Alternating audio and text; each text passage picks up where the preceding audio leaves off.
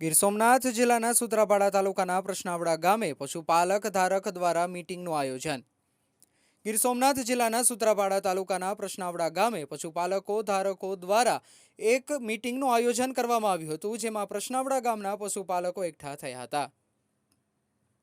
ગીર સોમનાથ જિલ્લાના સૂત્રાપાડા તાલુકાના પ્રશ્નાવડા ગામના પશુપાલક ધારકો દ્વારા માહી ડેરી સામે અસંતોષને લઈને એક મીટિંગનું આયોજન કરવામાં આવ્યું હતું। આ મીટિંગમાં ખેડૂતોના પ્રશ્ન એ હતો કે અન્ય ડેરીઓમાં પશુપાલક ધારકોને 27 થી 28% બોનસ ફાળવે છે અને ખાણદાણમાં સબસિડી આપે છે, તો આ ડેરી કેમ નથી ફાળવતી તેનો યોગ્ય જવાબ નહીં દેવામાં આવે તો આવનારા દિવસોમાં ગામે ગામ મીટિંગનું આયોજન કરવામાં આવશે અને આવેદનો દેવામાં આવશે, તેમ પશુપાલક ધારક રમેશભાઈએ જણાવ્યું હતું।